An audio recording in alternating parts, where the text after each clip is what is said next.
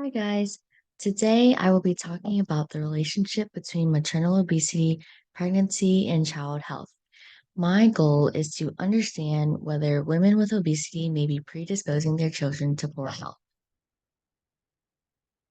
So, I created this relationship diagram to explain the cycle of pregnancy and maternal obesity and its stages.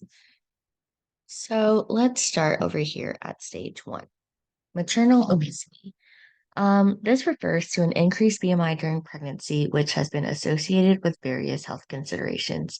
But obesity is not the same for everyone, and this is what is called the metabolic phenotype. The metabolic phenotype refers to how our bodies handle things like food and energy.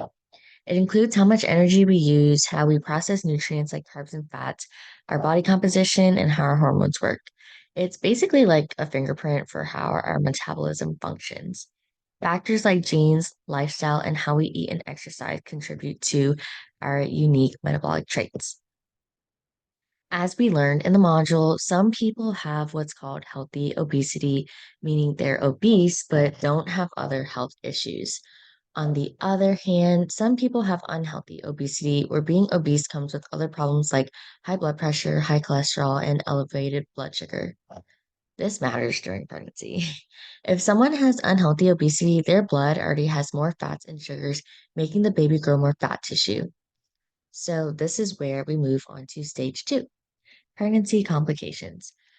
Many obese women have a higher chance of having PCOS, which can disrupt normal ovulation and menstruation and eventually lead to fertility issues. Miscarriages are also more common in overweight and obese women with a 25 to 37% higher risk compared to lean women. During pregnancy, obese women are also more likely to face complications like gestational diabetes, high blood pressure, and preeclampsia, which is essentially a dangerous pregnancy complication around 20 weeks, and it's characterized by high blood pressure. They also have a higher risk of needing labor induction and a C-section.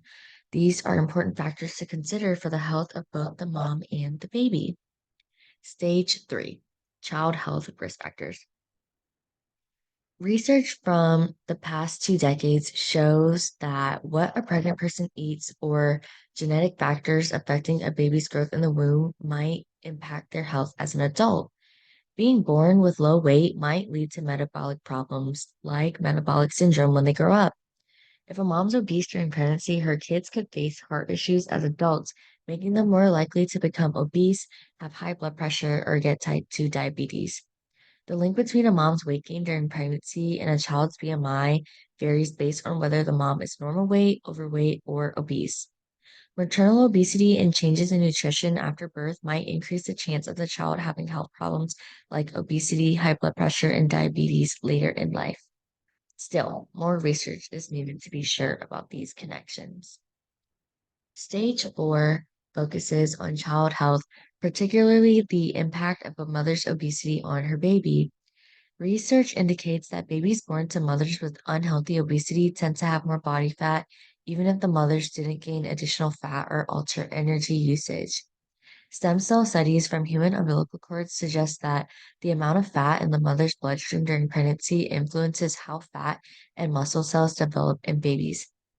Babies born to obese moms may face challenges, including higher chances of admission to the neonatal ICU and increased risk of complications such as meconium aspiration, um, which is when the baby um, ingests a mixture of their stool and amniotic fluid into their lungs.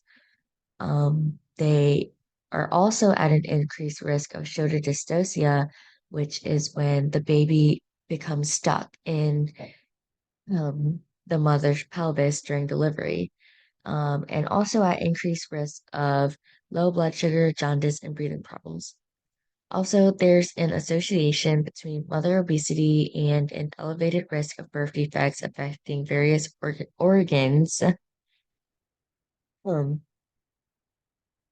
such as the brain, heart, intestines, belly button area, face, and central nervous system. Although the connection with gestational diabetes remains unclear, and requires further investigation. Lastly, we have stage 5 mitigating factors. With the right interventions, potential risks associated with maternal obesity can be mitigated. This stage um, basically highlights that a child's health outcomes can be positively influenced by factors like a healthy lifestyle, proper health care, and support.